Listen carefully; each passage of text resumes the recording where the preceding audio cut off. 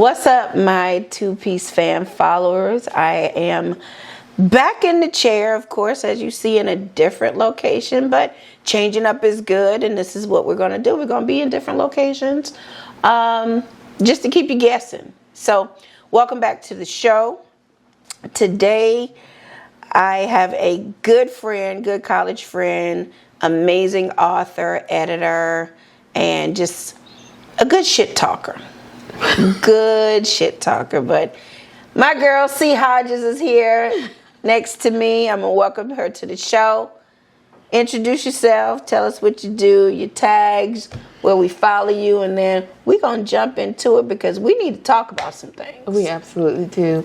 Well, hello, everyone. My name is Cheris Hodges. I am an author, an editor, the best TT in the world, and I'm so happy to be here with my Sora and my friend JCSU. SU. Stand up, stand up. Word. I really want to let you guys know that my Twitter was hacked. So my original Twitter, which was at Cheris Hodges, is not me anymore. So you can follow me on Twitter, X, or whatever they're calling it, if you're still on that toxic app, at Cheris F. Hodges. I'm on Facebook. You can follow my author page at Cheris Hodges. I'm on Threads and Instagram at Cheris87. And you can follow me on TikTok at Cheris Hodges.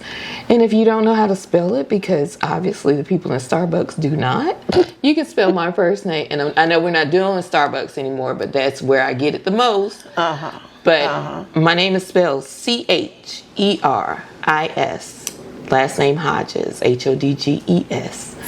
So I'm so happy to be a part of this amazing podcast. Thank you for inviting me. Thank you for coming. I'm so glad you're here. But you just said that we don't do Starbucks anymore. No, why? We don't. Why don't you? Well, do you Starbucks know, people are protesting that this company is supporting, the oppression of the Palestinians, and Starbucks been. I'm not gonna lie. Okay, I'm not going to sit here and lie, because even though after they tried to have the black man arrested for having a meeting there, and then they had Common come out and try to bring the black community back, I fell for it because I'm a coffee addict. But I've been ordering my beans online from Dancing Goat and just making coffee at the house. Okay. And it also makes a difference when you're in an area. You probably got some of that bougie coffee ware where, you can just... crush it and all this, and then you got the special creamer and the stainless steel straw and all of this blah blah blah blah. I don't drink coffee, so I'm not a coffee drinker, but I love to smell it being brewed. But you're not gonna give me to drink coffee. You need to hang out with me when I do my French press. You would just see French press, and I mean, you bougie. Is that supposed to be a problem? So you at Starbucks? I mean, I'm into Starbucks. I'm into coffee. Okay, coffee. Okay, fine. So you're into coffee. Yes. So, welcome to the show. For those who have watched, I think maybe episode 15, maybe, where my good friend Gerald was on, and we talked about her. This is Cheris, who we talked about.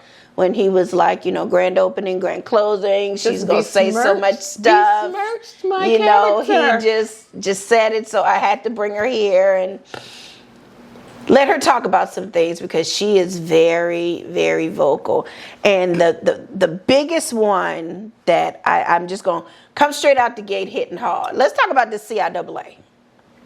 Let's just talk about our one, because we went to school at Johnson C. Smith University, 100 Beatties Ford Road. The only CIAA school in Charlotte, North Carolina. Correct. And most of the people that used to come to the CIAA tournament didn't even know that Smith was here. And I'm not talking about the people that are, the folks that are coming from other colleges. I'm talking about the people who came and would get on social media. I'm at the CIAAs. Where that S come from? We put S on everything. Walmart, Publix. No, we don't put S on CIAA. Then they got cute and started, saying CI. They don't even say AA no more. They just say CI. We just go into the CI. Well, let me just say this. But let's just say, okay, CIAA was in Charlotte for a very long time. Too long. It took we had a long run, a long stint on it, and Baltimore came in and snatched it right from us, and it's now up there. There are some CIAA schools in Maryland, in the surrounding areas, so we're still in a CIAA state where it's really relevant and it makes sense. But a lot of people want CIAA back in Charlotte. Now, before you say anything, because I know you will, I spoke to a lot of people and they want to go to the CIAA, and I'm just like, do you know what CIAA means? No. Do you know what schools are in CIAA? No. So why do you come to CIAA? For the parties, to see who I could see. Do you know that CIAA is structured around student athletes and an actual tournament, a job fair, a cheerleading competition, a Miss CIAA voting competition, contest? I mean, there's a lot of things that go on besides these trillions of day parties every day, and then night parties every day. So Baltimore is a little bit different. Baltimore is more geared to the games. The games are more packed. It's more fun. They actually do the full concerts during halftime where people can see some celebrities there. But it's more driven to support the student athletes. And, you know, afterwards they have day parties, night parties. But it's the center, the nucleus are the basketball games. In Charlotte, it was all about the day parties. So I hear people talk about, oh, we want it back in Charlotte because that's when Uptown was more fun and that week was going to be quote unquote lit. That's when Uptown was extremely racist. True. That's when white people decided that they were going to add tax on black people. And I'm going to tell you something now. Y'all know I was in Charlotte for like 25 years. Family issues took me back to South Carolina. But when you have other events in Charlotte, you have other colleges that have their games and stuff here. ACC. Who ever heard of the ACC day party?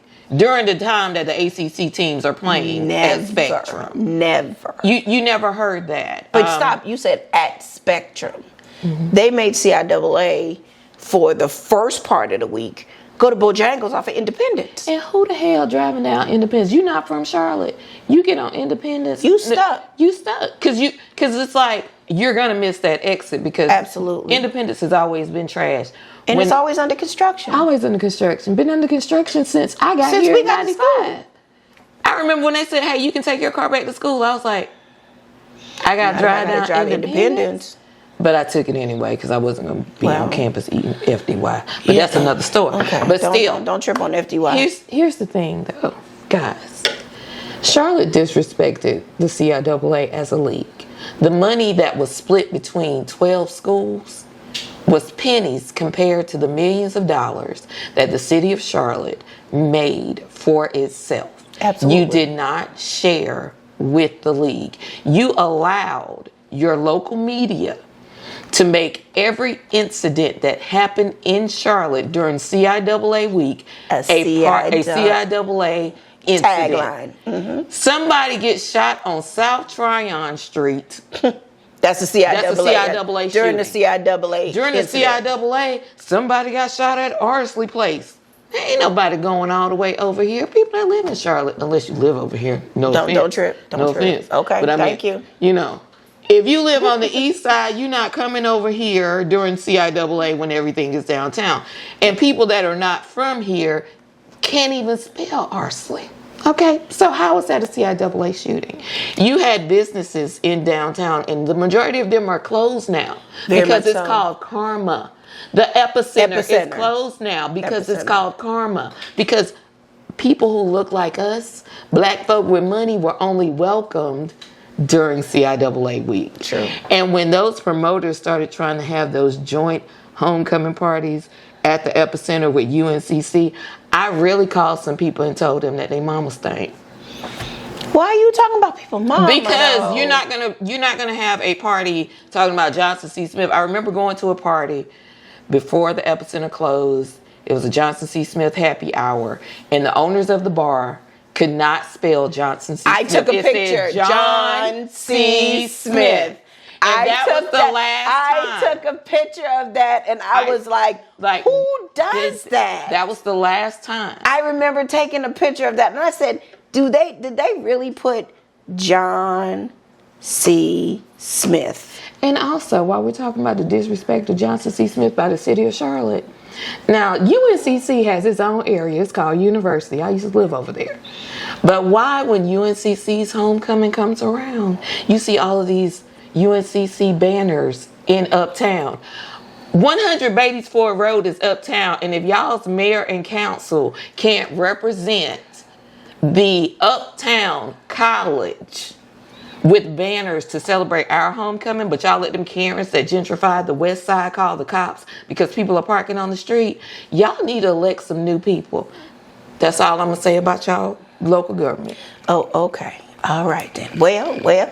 Yeah, so CIAA cannot come back here because even on a regular day. Now, let's even say this now. How about if, because you know, as they say, if was a fifth, we'd all be drunk by now. And we're probably going to be drunk by now. I'm sure we will. Yeah. But, you know, if Charlotte put their name back in the hat, like we wanted to come back here,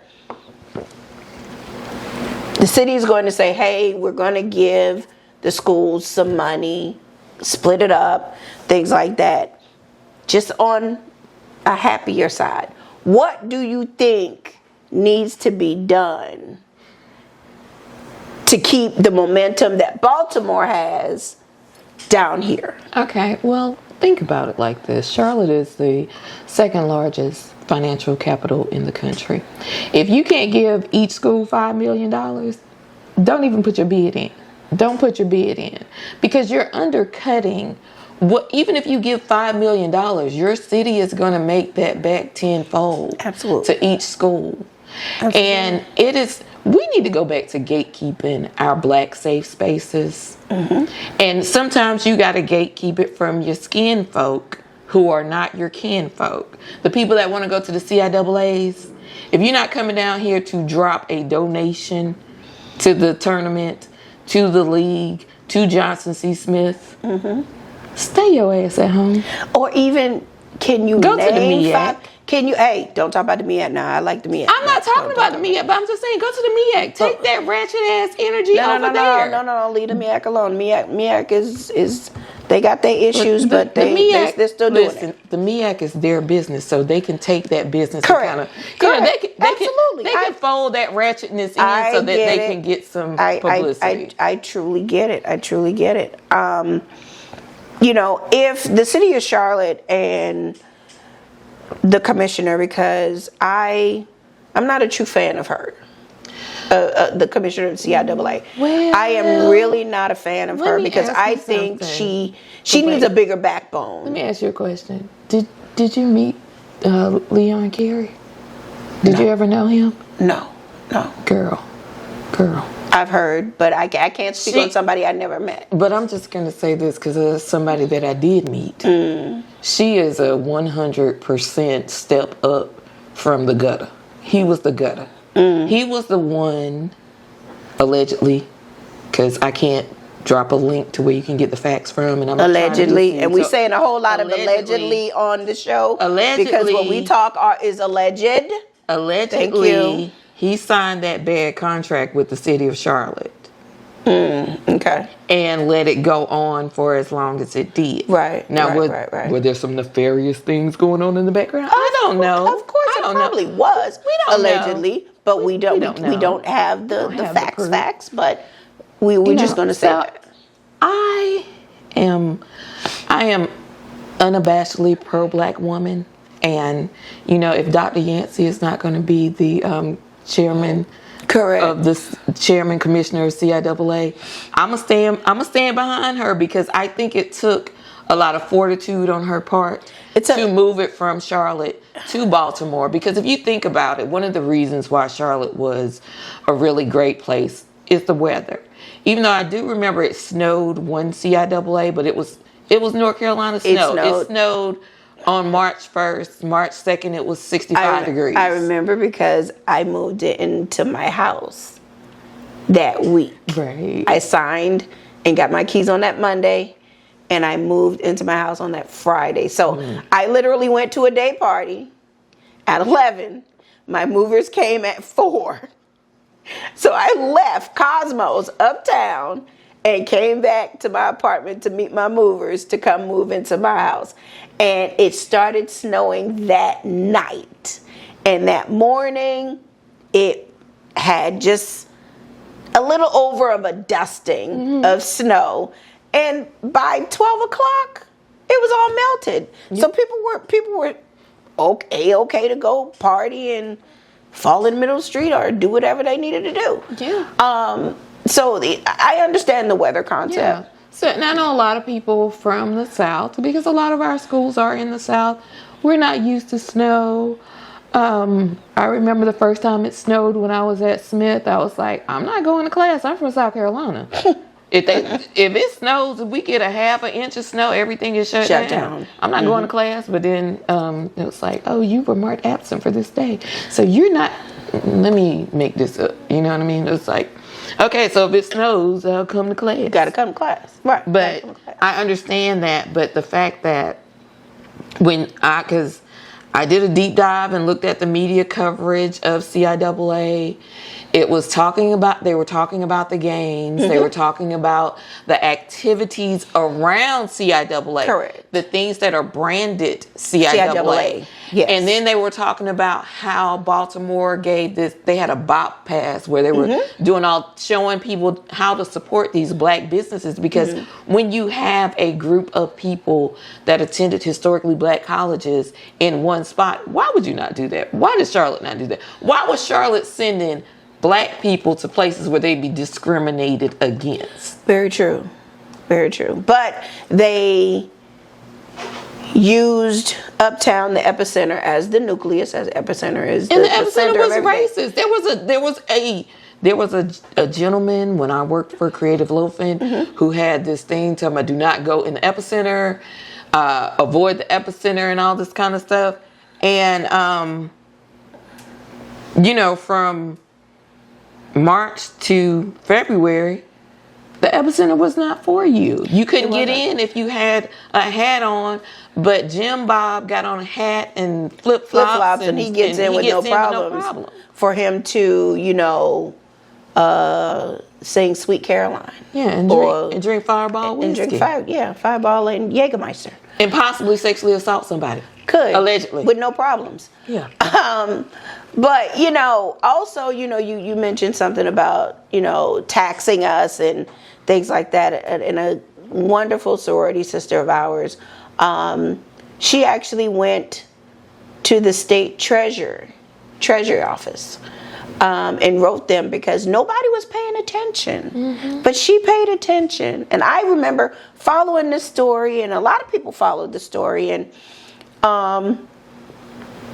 she was on, all kinds of shows on CNN to talk about it. And it was that the Ritz-Carlton put a CIAA surcharge on the receipt.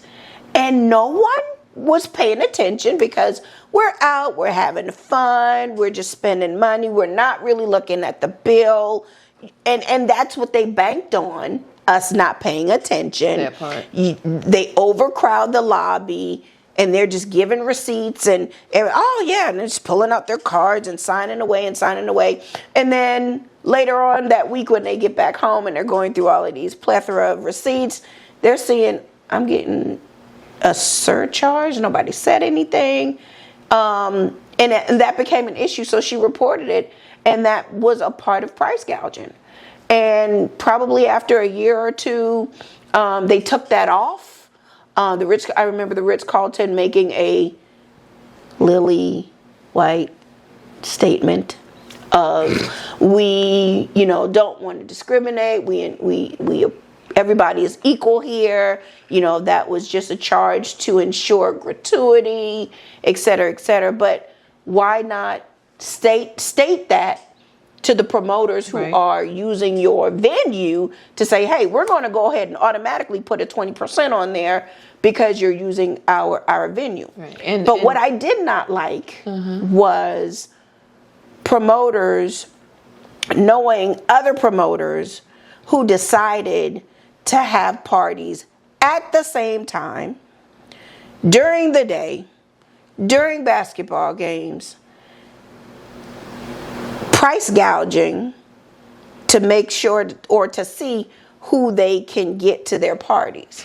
So you had back in the day on the corner of I think that was six in College maybe or something like that. It used to be a restaurant called Blue something. It was Blue something.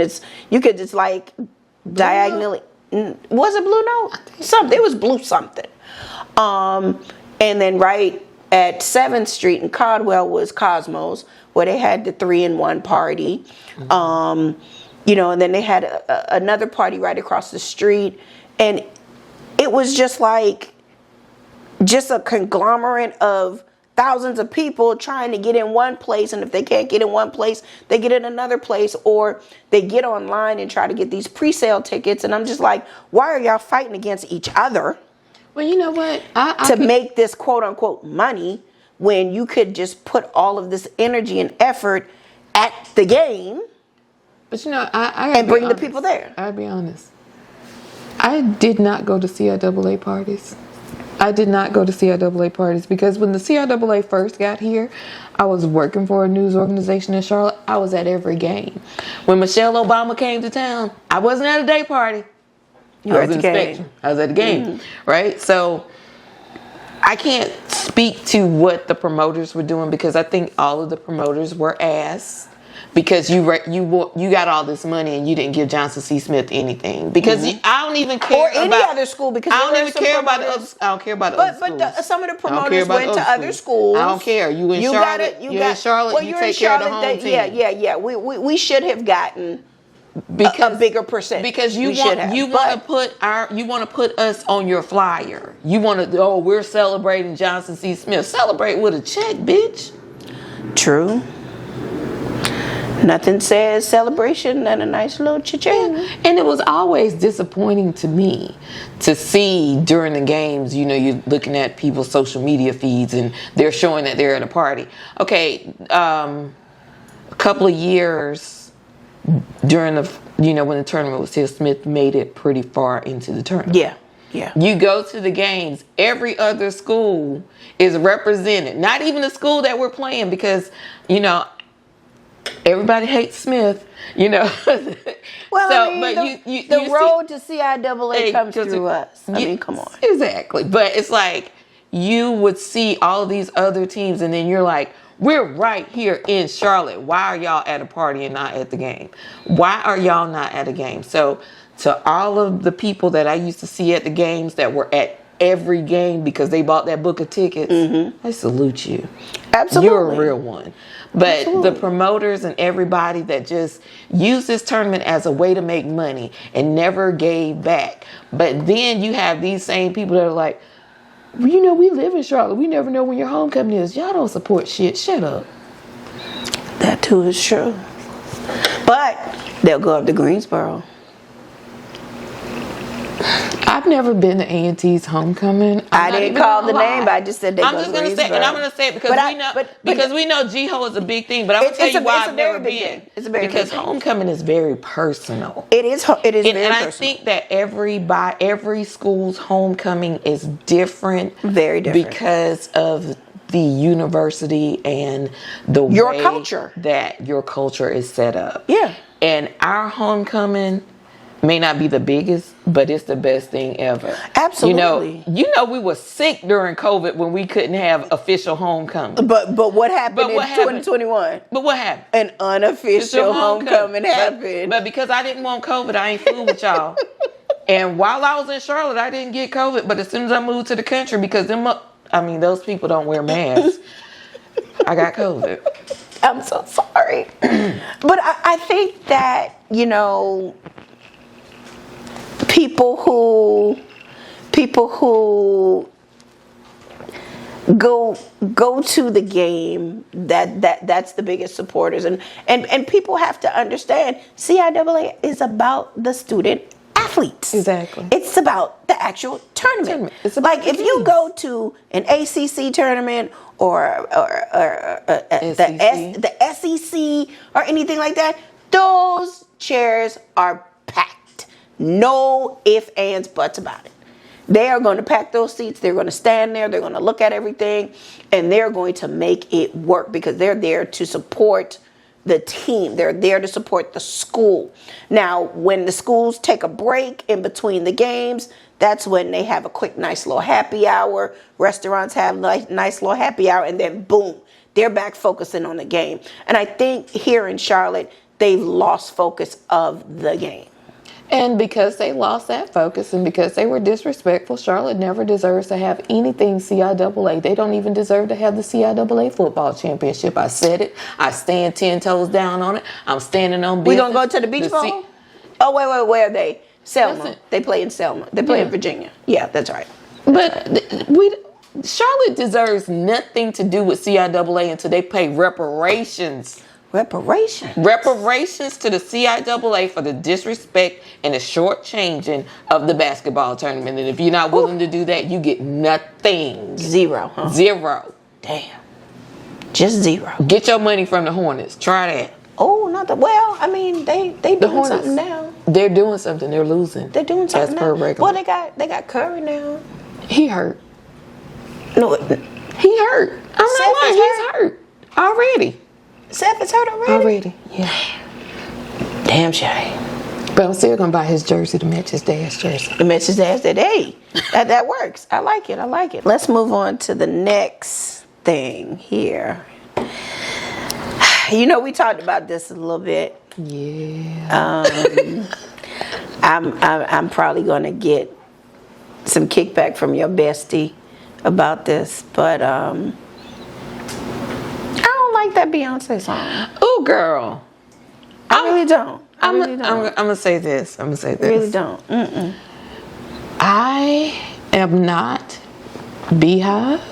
I am not either. And I don't want them to come for me. And please don't come for us. Please don't come for me. Please don't come for us. I respect Beyonce as an artist. Sure. I respect how she changed how people release their albums and stuff. But when that man from the Dukes of Hazzard, your race, I mean, you was already on my list, number one, my guy, talking about, oh, it's all TV. Can we watch the Confederate flag on this car? On the General Lee. First of all, only reason why black people watch that shit because we ain't had cable. Okay.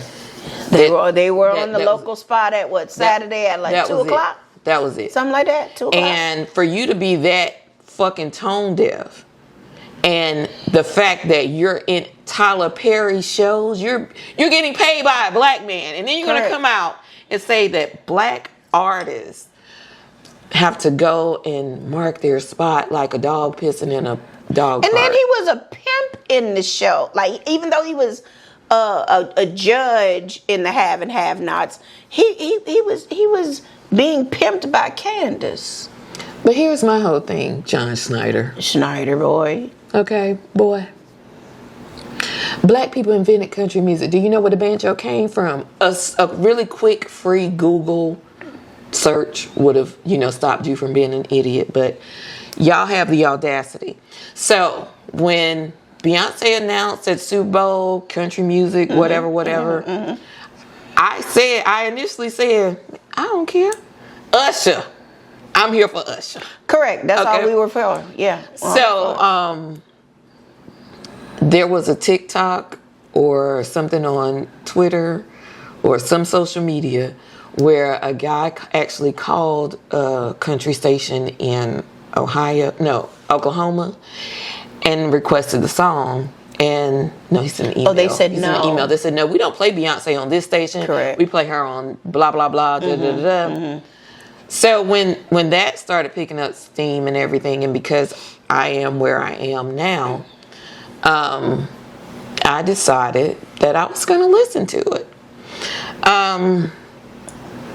The beat is really catchy, and I love that she has the girl from the Carolina Chocolate Drops doing the banjo playing. I don't know her name because I don't listen to country music. I'm not going to sit up here and act like I'm an expert in country music or anything like that. Because there's actually this black girl, Tanner Adele, that has been coming up on my TikToks since Beyonce, started with the country.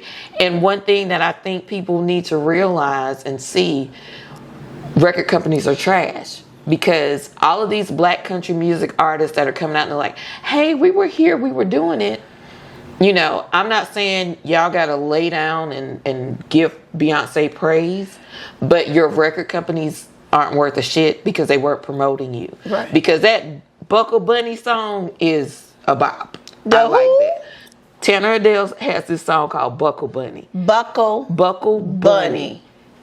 Listen to it. It's a bop. I actually like it more than Texas Holdem. Really? However, because I'm petty, and I should have worn my pretty and petty shirt today. You're petty. I'm petty. Okay. So when I'm in a group of people who I know probably love the traditional country music, I get him. I'm in my car. I go to Texas Holdem and I turn it up loud, like how we used to bump the music when we were in college, and we were riding down the street with riding down the street with the Booming Cash system. Money Records. Taking over 99 2000. That's how I play Texas Holdem when I'm around a certain group of people. And it's always one or two that give me a side eye. I just look at them and smile and be like, woo! Not the woo! Because giddy up, girl. Because my thing is, I have a pair of pink cowboy boots. I mean, you know why they're pink. Correct. And I was in Food Lion one day because I live in a food desert, and oh gosh, I'm actually on the phone talking to somebody, and this man decides to, hey, at my boots, and I'm like, I hope you don't think that this makes me a fasty, because I ain't gonna say the real thing. I don't know why you think my boots are so cute. The rest of my outfit was amazing too, but you pointing at the boots. But anyway, so yes, I'm a human troll. I've been a human troll for about 20 years. I actually bought a New Orleans Saints t-shirt. Why? I bought a New Orleans Saints t-shirt to wear every time the Saints came to Charlotte, because I never cheered for the home team unless it was Johnson C. Smith. And I remember one time they had a Monday night game and I was off, and I went and got some food or something, and it was like, hey, what's your name? And because everybody spells my name wrong, I just looked at the guy and I said, Drew Brees. And he looked at me like, what? Jesus. I said, Drew Brees. So when I got my little chicken Philly, they was like, Drew Brees. So all the people was looking around. I was like, oh, that's me. That's me. Oh my And I would ride by Bank of America Stadium with my little Saints shirt on. Oh. And because, my bestie, who is like the biggest Beyonce fan in the world. She is. Oh my gosh. When the Saints would play and we would go somewhere and watch it, I would wear the shirt and make her take a picture with me. But because she likes to take selfies, she would do it. Of course, she's a selfie queen. And then I have a homie that is like, I only know two people that I really consider true Panther fans, and it's my bestie and my homie. Because, my bestie didn't start watching football until 95. So you're loyal. But if you ever walk up to me and be like, I used to be a Cowboys fan until the Panthers came, you ain't loyal and you cheat on your girlfriend, your wife, and your side chick. Listen, just because you ain't loyal.